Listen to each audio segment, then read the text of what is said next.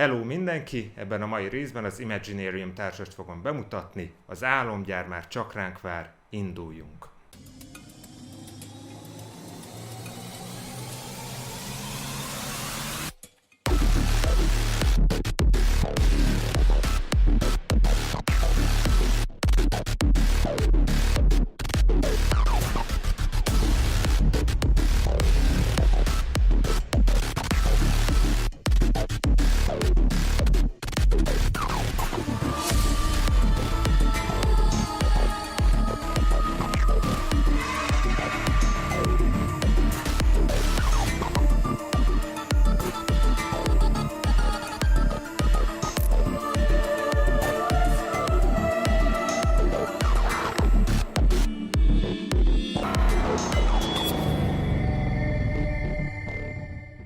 A játék doboza azonnal kitűnik és leugrik a polcról egy boltban.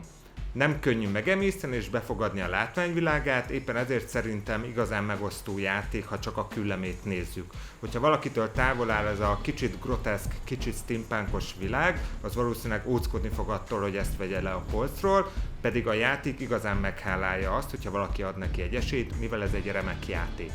Mondjuk én könnyen beszélek, mert az én ízlésvilágomhoz nagyon közel áll. Az Imaginarium olyan mechanizmusokat hoz tető alá, mint az engine building és az erőforrás management. A játéknak az a felütése, hogy mi mindegy álomgyárban dolgozunk, ahol különböző gépeket igyekszünk megvásárolni és megépíteni, mindezt azért, hogy a főnökség projektjeit minél hamarabb teljesíthessük, ezáltal győzelmi pontokat szerezve.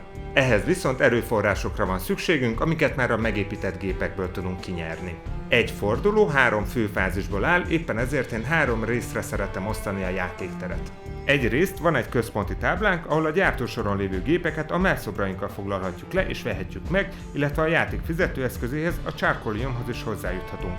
Ezen a táblán találjuk még a tervezőszobát is, ahol a teljesítendő projektek vannak, és egy szobával arrébb pedig segédeket fogadhatunk fel, akik különböző képességekhez juttatnak minket.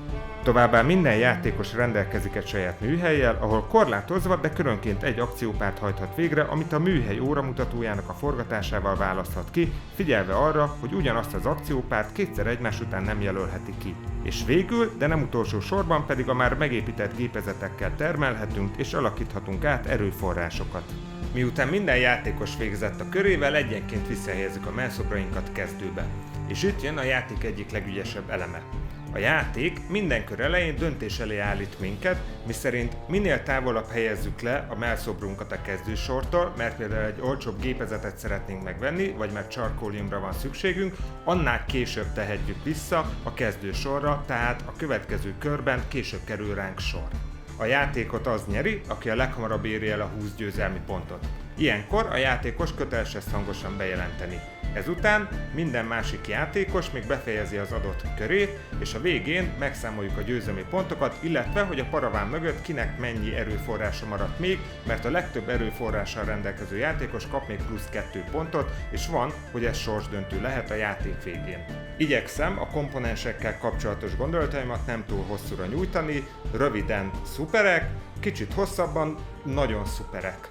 A játék egyik legszembetűnőbb komponensei azok a részletesen kidolgozott mellszobrok. Jó rájuk nézni, jó ezeket pakolgatni jobbról balra, A-ból B-be, egyszerűen így jó kézbe venni őket. A tábla különböző részei jól szeparáltak, könnyű eligazodni rajtuk, és tényleg egy álomgyár illúzióját keltik. A kártyák minősége nagyon rendben van, az illusztrációk különlegesek és figyelemfelkeltőek.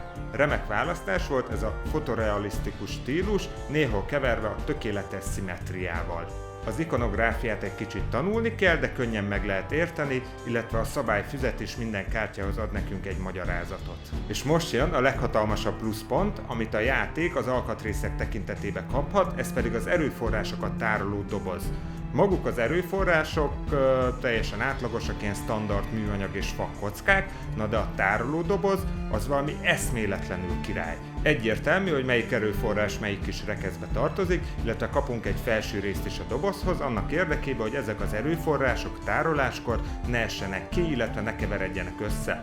És ez tényleg egy nagybetűs és, még kis szivacskorongokat is kapunk, hogy a tárolódoboz ne csúszkáljon a táblán. Az ilyen apró gesztusok teszik számomra még szerethetőbbé a kivitelezést.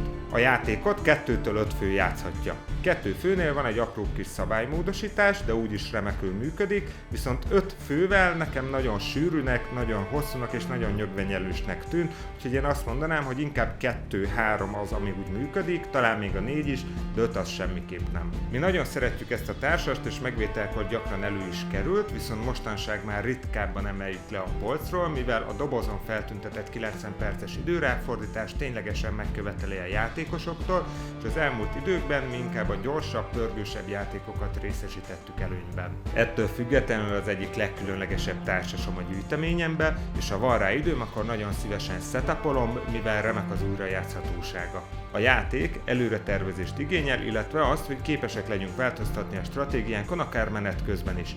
Éppen emiatt egy-egy játékos akár a kelleténél több időt is eltölthet egy lépés fölött, ezáltal holt időt teremtve, ami, mint tudjuk, eléggé kellemetlen tud lenni. Nagyon oda kell figyelni, hogy mit csinálunk, és fejben tartani azt, hogy mit tervezünk, mert ha egy pillanatra is lankad a figyelmünk, akkor rossz döntéseket hozhatunk meg, és előfordulhat az, hogy ezzel megakasztjuk a saját játékunkat, és az se kizárt, hogy már a játék felénél megérezzük azt, hogy ezt bizony elvesztettük.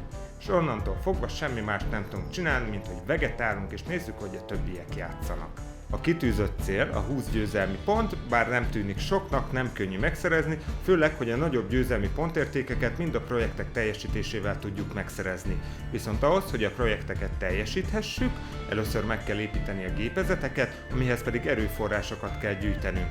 Ezért a játék első fele kicsit lassabb, de a második felére beindul és nagyon pörgős lesz. A játék talán a stílusa miatt szerintem idehaza nem kaphatott túl nagy hype-ot, pedig tényleg egy remek játék. Nincs benne semmi egetverően nagy újítás, viszont a tematika nagyon jól működik a mechanizmussal. Elsőre talán kicsit kuszának tűnhet a játék, de könnyű hozzászokni és felvenni a ritmusát. A társasjáték nyelvfüggetlen, magyar nyelvű szabályfüzetet pedig a társas navigátor oldalán találtok hozzá. Ha tetszett a videó, akkor a like gomb segítségével ezt a tudtomra adhatod, ha pedig a többi videóm is tetszik, akkor kérlek iratkozz fel a csatornámra. De ha a mozgó képek helyett téged az álló képek jobban vonzanak, akkor az Instagramon is megtalálsz. Köszönöm a megtekintést és kellemes társasozást. It's a wrap!